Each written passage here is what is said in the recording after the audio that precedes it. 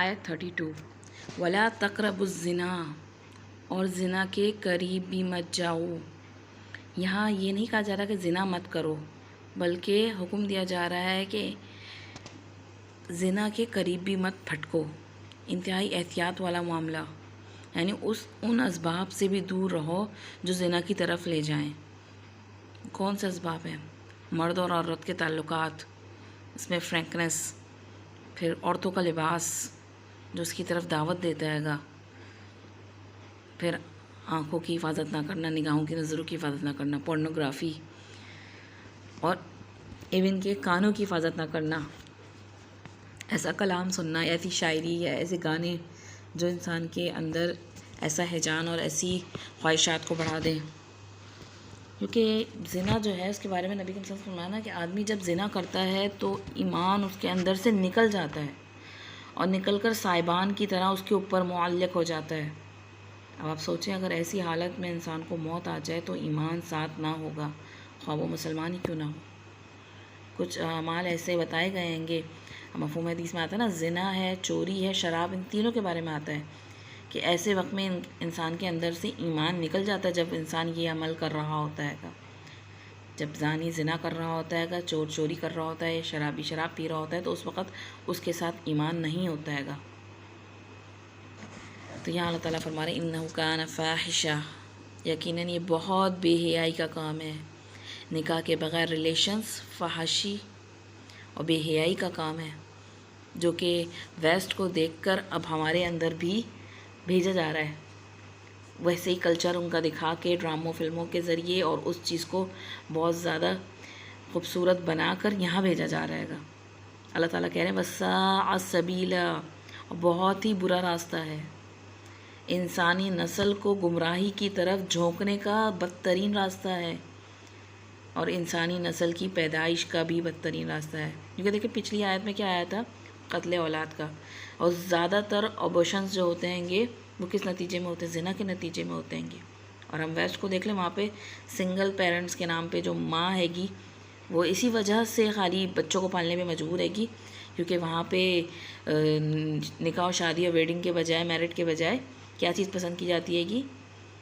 خالی ریلیشن رکھنا، اور پھر وہ ریلیشن جس طرح جب چاہے مرد چھوڑ کے چلا جائے، پھر اس کے بدلے میں پھر دیکھیں سیکوینس سے آ رہا ہے، اگلی آیت میں کیا آ رہا ہے؟ وَلَا تَقْتُلُوا النَّفْسَ الَّتِي، آیت نمبر 33 میں، اور نہ قتل کرو اس نفس کو، حرم اللہ الا بالحق کی، انسانی جان کو جسے اللہ تعالیٰ نے حرام کر دیا ہے گا، جس کو اللہ تعالیٰ نے محترم ٹھہرایا ہے گا، الا بالحق کی، مگر حق کے ساتھ۔ حق کے ساتھ سے کیا مراد ہے؟ حق کے ساتھ یعنی کہ چند صورتیں ہوتی ہیں گی جس میں قتل کرنا جائز ہے، جیسے قصاص میں خون کے بدلے خون، اور شادی شدہ مرد اور عورت اگر زنا کریں تو ان کو رجم کیا جائے گا۔ اسی طرح مرتد کی سزا جو ہے موت ہے گی، حربی کافر کی قتل کی سزا ہے گی۔ تو ان کے علاوہ جو ہے کسی جان کو قتل نہ کرو، احترام کرو انسانی جان کا۔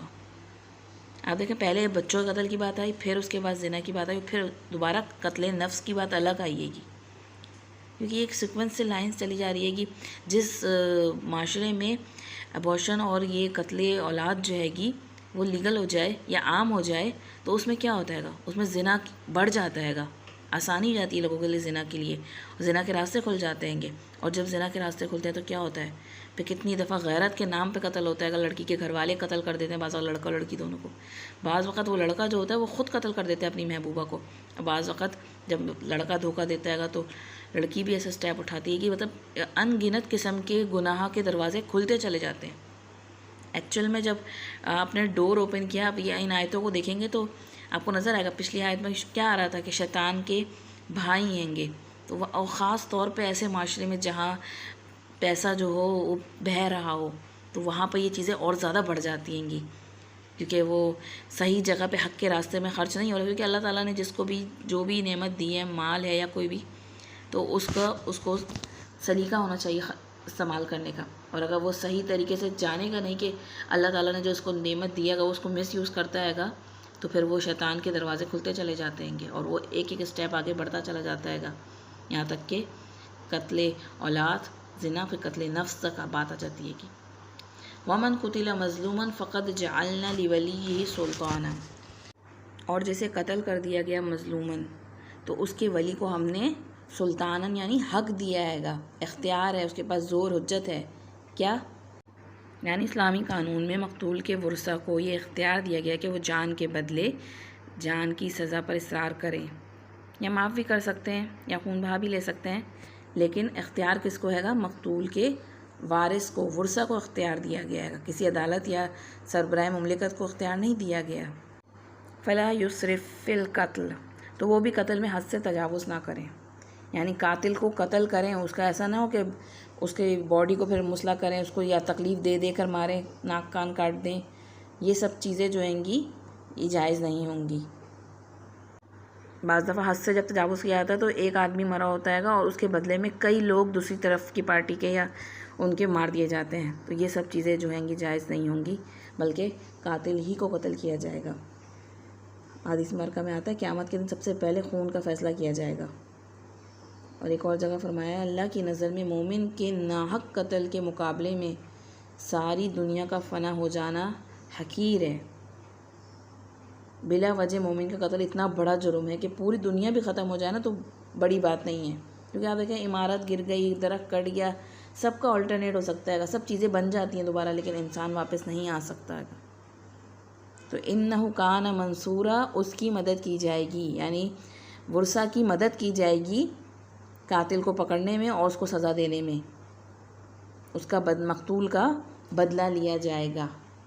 بدلہ لے، ظالم نہ بنے. ورثہ معاف کر دے چاہے تو اور بات ہے، لیکن ورثہ کو پریشرائز نہیں کیا جائے گا کہ زبردستی تم معاف کرو. جب قاتل کی پکڑ نہ ہو اور حرمت انسان اور انسان کی جان کا احترام و اہمیت نہ رہے تو ایسے معاشرے میں کیا ہوتا ہے گا؟ پھر قتل نفس جو ہے گا وہ بڑھتا چلا جاتا ہے گا. اسی لیے کہا گیا کہ قصاص لینے میں تمہارے لیے زندگی ہے، حیات ہے. اور قتل کے بھی 3 اسباب ہوتے ہیں، آپ نے سنا ہوگا، زن، زر، زمین. زن یعنی عورت، پیچھے زنا کے حوالے سے بات ہو چکی ہے گی. زر یعنی مال کی وجہ سے بھی قتل کیے جاتے ہیں گے. مال کا بھی پیچھے آ چکا ہے گا اگر غلط راہوں پہ اختیار کرو گے اور صحیح وارثوں کو حق نہیں دو گے. اور زمین، تو یہ سب چیزیں بھی جو ہوتی ہیں انسانی نفس کے قتل کی وجوہات بنتی ہیں گی.